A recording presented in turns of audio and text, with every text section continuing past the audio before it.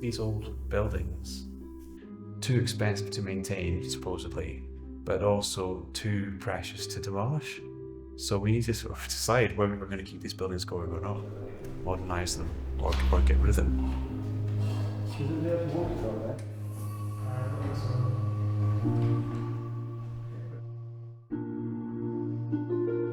We've got this funding to do a case study, like an experiment, with a tenement in the East End. It's 8 flats, very ordinary mid-terrace sandstone tenement, with the usual sort of backlog of maintenance things and all the sort of upcoming needs, like, gutters and roof and everything. And but what we've been looking at is what would it take to not only deal with the maintenance issues, which is a huge sort of cooperation issue for the owners anyway, but also to do the things we know are necessary to deal with, for addressing climate change. So this book, is fantastic because it's got these pictures of how to do the social side of things, like how to have an owners association meeting or a stair association meeting, it was called then. But it's also got these fantastic illustrations of how the building is put together. All the jargon, flashings, flaunchings, haunchings. Oh God, that's so poetic sounding, isn't it? Like that. John redrew these and put them on under one roof. What we say is we give impartial, independent advice to owners and their advisors. And that's what we're doing. Should you have a rocking chair or a normal chair? Okay, tell me something about the owners. So, are they all on board with this? I think round at the side where that kind of pole bit is, there's a crack in that pole, and you can feel like the wind coming in there. So obviously it's a difficult place to insulate. You can feel the draft coming in the windows. So I don't know if that's the same with other flats, but obviously it's the place where we lose the most heat. Well, this was all initially triggered by a letter from our factors about the front fabric of the building. And that would be my primary concern at the moment, as the second worst piece of stonework is underneath the window next door, which belongs to me.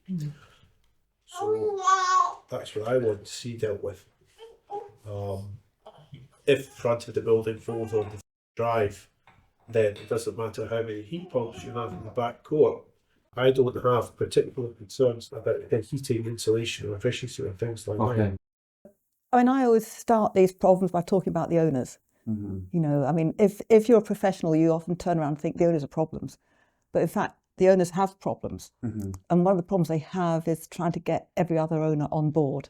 But you've got 8 owners, all at totally different life stages and life circumstances. It'd be nice to have some concrete actions that we can take out of this and as a collective block make some decisions. I guess the concept of this is to create a case study, but we've got an existing stonework repair thing that we need to get done on the front wall of the building. Okay, so what the law says is that maintenance decisions are majority decisions. So you just need, I presume you've got 8 flats in the block. If 7, even if just 5 vote for it, then the others have to go along with it.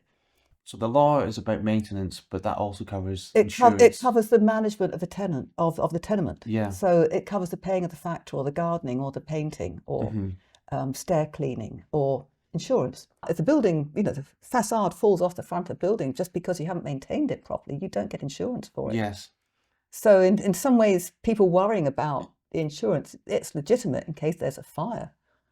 But if they think the insurance is going to pay up if the front of the building falls off here because they haven't maintained it, I don't think that.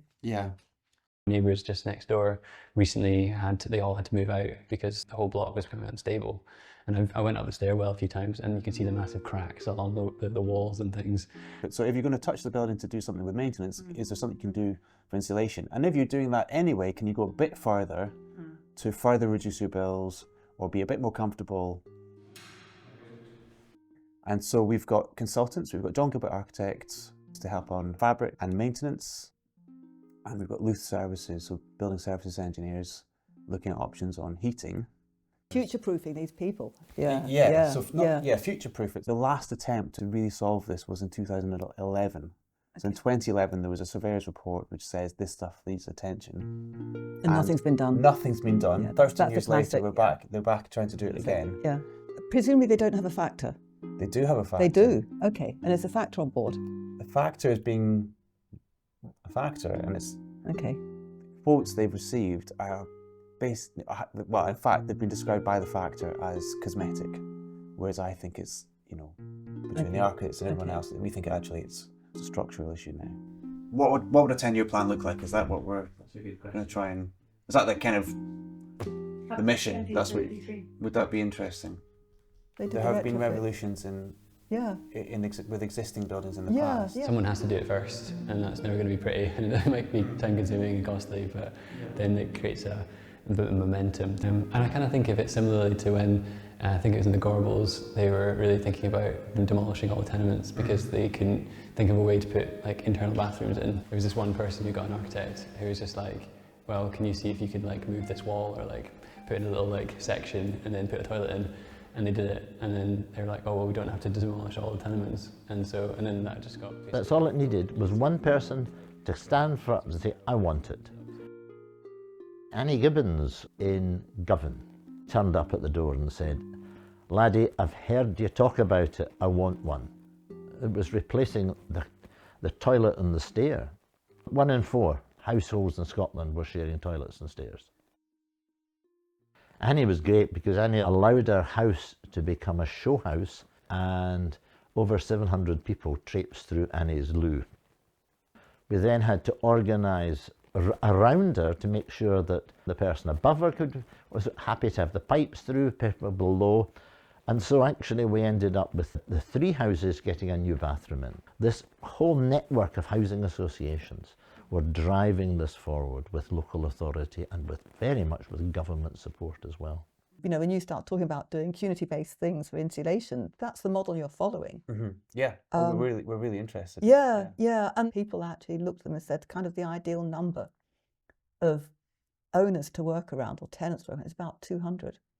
You know, it seems to be kind of a magic number, about 200. And probably if you were to look at a tenement block going around a square, you know, you'd probably be around that number. Mm-hmm. And if you put your heat pump down in the middle of that, and you've got your own heat network locally, you know, you're getting very close to that community-based housing association model. So we shouldn't give up on tenements. We should bring them up to date for the new era. Yeah, because if they could do it then, we could do it now. And from the 1 in 4 people sharing a toilet in 1970 to 1991, I was able to tell Scotland that we were the best toileted nation in Europe. Why? We put our mind to it. We said, as a nation, we're going to do this. We put resources to it.